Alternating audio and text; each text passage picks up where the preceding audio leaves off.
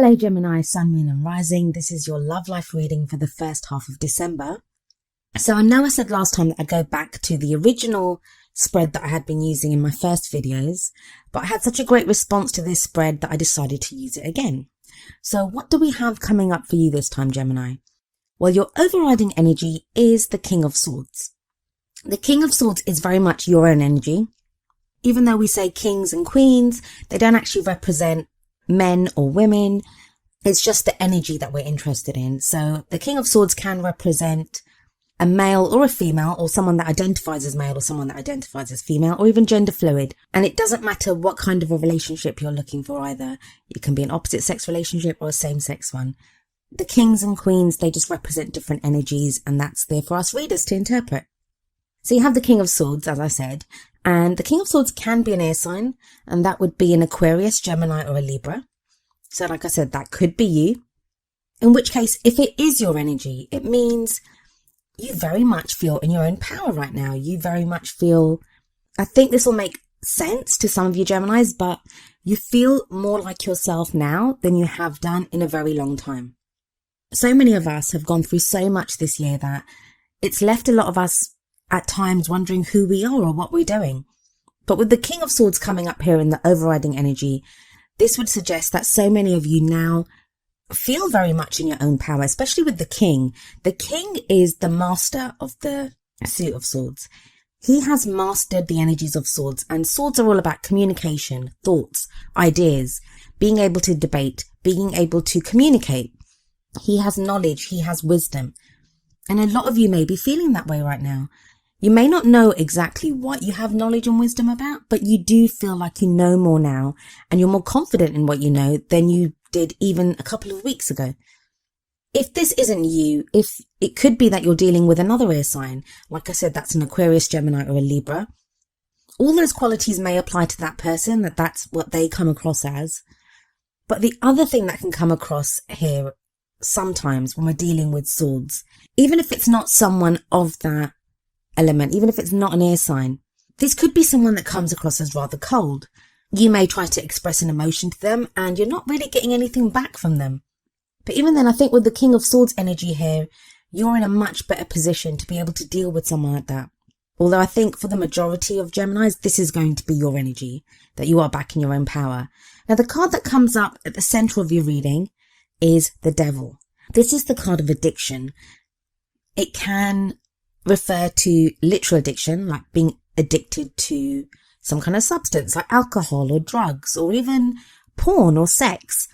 It can be an addiction to a bad relationship or just to ways of thinking and behaving. But it's when we cling to something that is not good for us, and we know it's not good for us, but we're unable to let it go, like an addiction.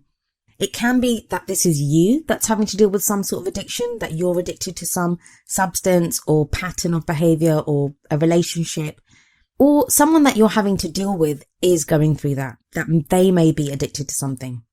If the original King of Swords energy is your energy, Gemini, then I do think that this Devil energy is something that you're going to be working through in this period, or you may even already be working through it, and that's the energy that you bring into the beginning of December. Because the Devil doesn't just show addiction, it shows freedom from addiction. The message from the Devil is only those things that we allow to hold us back will hold us back. That we have the power to unchain ourselves, to unshackle ourselves at any time. And I kind of feel like that's what you're going through at the moment, Gemini, that you've been unshackling yourself. You've been trying to change the way you think. You've been trying to change the things that you're addicted to. And I hate to keep using that word, but you get what I mean. Like those things that have been holding you back, you are now freeing yourself from that. And the King of Swords would be the perfect person to do this because he's very mind over matter. So bringing this to, like, that's a very kind of general life statement there, but bringing it to love life, that would mean if you're in a relationship, it may be now time to deal with things holding you back. If you're in a relationship, either you or your partner, something may be holding you guys back from connecting or from the relationship progressing forward. It might be time to deal with that. If you're single, you may decide to tackle those things that have been keeping you single. If you're dating and that relationship doesn't seem to be going anywhere, again, you'd be dealing with those things that are preventing you from moving forward.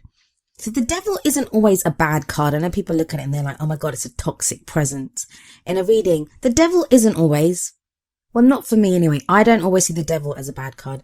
I mean, what do they say? The first step of dealing with any addiction is admitting you have an addiction. And that's kind of the energy of the devil. The first step of freeing yourself from whatever it is, from anything that's holding you back, from anything that's got you shackled, is admitting it. And when the devil shows up, that is, you realize it and you know that's what the problem is. You know right now what's been holding you back. And that's a huge step for you, because if we look at the past energy, we have the Seven of Wands. Seven of Wands is this one guy standing in this doorway and he has all these wands kind of facing him, but he's not backing off. He's standing there, even though he has like weapons coming at him from every angle. He's standing his ground and he's ready to fight. And that's the energy you've just come through, that even though you've had problems coming at you from every angle, problems coming at you from every area of your life, you've stood your ground and you've dealt with them. Now, this may not just be in the past couple of weeks. This may be for the majority of the past year. You've had different things coming at you, but you've dealt with them one by one. And maybe that's what's given you the confidence now to know what's happening in your life, to realize that you are stronger than what you believed yourself to be. And that's why you're ready to unshackle yourself from the energies of the devil.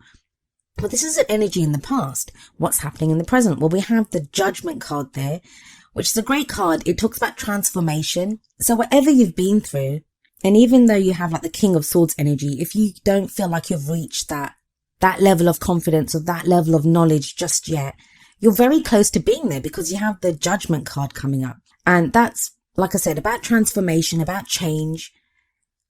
It's about looking back over the past, and that's not always the easiest thing to do, but looking back over everything that you've been through, forgiving those people that need to be forgiven, and oftentimes forgiving ourselves, because sometimes we need to forgive ourselves, learning the lessons that need to be learned, drawing a line under it, and then moving forward from there. And that whole process changes us.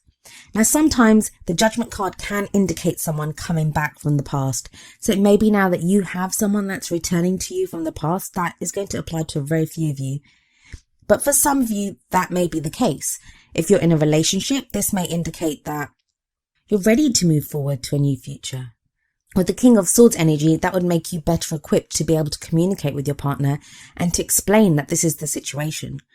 If you're single or casually dating, this is probably going to signify huge changes in what you want from a partner.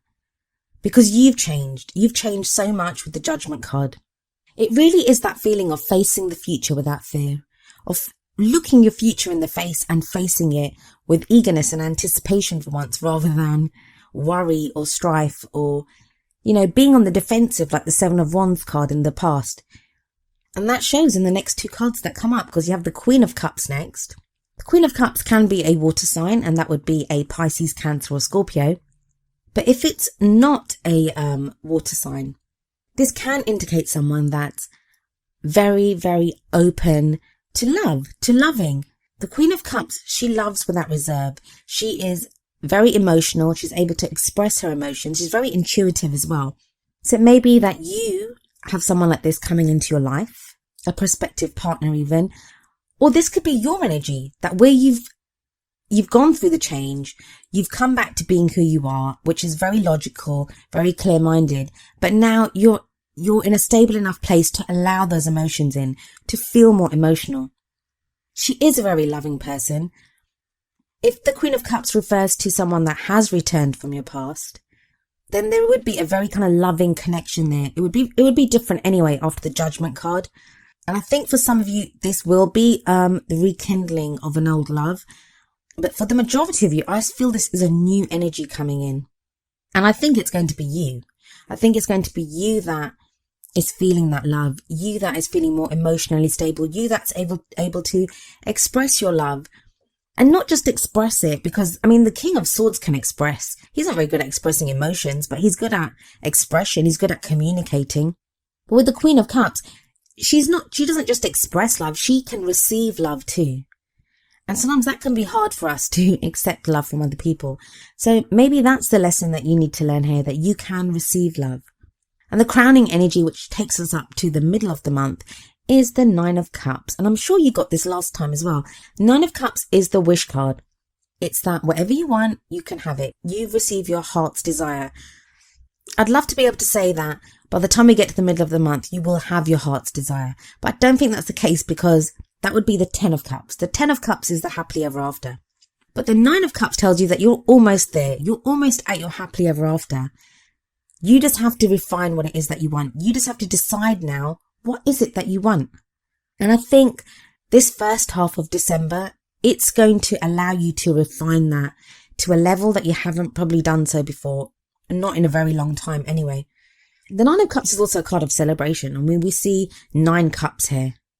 It's having plenty. It's having lots to share, and it's a love life reading. So you have love to share with people.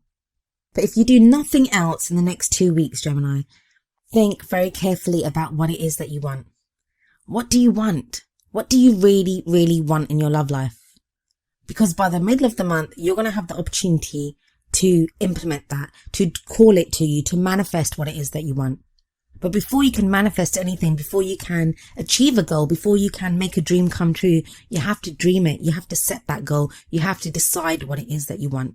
The first card out of the 2 oracle cards I picked for you, it very much resonates with the 9 of Cups. And that is very soon from the Romance Angels deck. And this card says, clearly decide what you want so that it comes to you now. This card is all about the same kind of energy as the 9 of Cups. It's all about asking you, what do you want? What is it that you want? It's almost is the 9 of Cups again, but just in the Romance Angels version. So you have to be very clear on what it is that you want. And I think you'll be in a position to do that. You'll be in a position to do that because you have the Judgment card, because you have the Queen of Cups, because you have the 9 of Cups, and you've gone through the 7 of Wands energy, and it's in the past. And even the Devil, I think, with the cards surrounding it, I feel like that's something that's being overcome. And the other oracle card that came up for you is from the Wisdom of the Oracle deck, and it's number 2, Yin. I shall read you the essential meaning and the relationship message from the book. So the essential meanings: the feminine principle of receptivity, letting someone else make the first move, gathering information and taking in cues, the art of conscious allowing. The relationship message: let others take the lead right now. Your power lies in small gestures, soft awareness, and conscious surrender. By yielding the reins, you will find yourself effortlessly moving closer to what you truly desire. Permit others to tell you who they are and who they can be to you by allowing their actions to speak about them. You'll be pleasantly surprised. So the energy of this card is very much the Queen of Cups. It's not so much the King of Swords. King of Swords is very determined, very action-oriented. I mean, you don't sit there with a sword and wait for people to come to you, do you? But the Queen of Cups does. And she would be the perfect kind of tarot version of the Yin card. I guess what this would mean for you is that if you're in a relationship, I'm going to kind of sum up everything here, like especially the 2 oracle cards at the end. If you're in a relationship, decide what it is that you want for your relationship, but put real thought, and it's more about the emotion and the thought that you put into things right now. That's the King of Swords is about thought. The Queen of Cups is all about emotion. You have wands, but in the past, and wands are the action cards, but don't take action. That's what it's saying. And that's what the Yin card is saying. Put your thoughts into what it is that you want. Refine your plan, refine your goals, refine your dreams. But you can't push. There's nothing that you can force to happen at this time. You don't need to. You will move towards where it is that you need to be through the alignment of your emotions and your thoughts. So if you're in a relationship, figure out what it is that you want for the 2 of you as a couple. If you're single, what is it that you want from a prospective partner? Who do you want to be in your life? If you're trying to get back with someone, or if you're kind of interested in someone, the same would apply there as well. What do you like about them? What do you foresee for the 2 of you in the future? It's a very different reading for you this time, Gemini. I wasn't expecting that because you guys have had a bit of a tricky time of things. And I know I say that to everyone because so many of us have. So many of us have had such a tricky time. But yeah, that was quite nice, quite pleasant actually for once for you guys. Anyway, Gemini, that was your love life reading for the first half of December.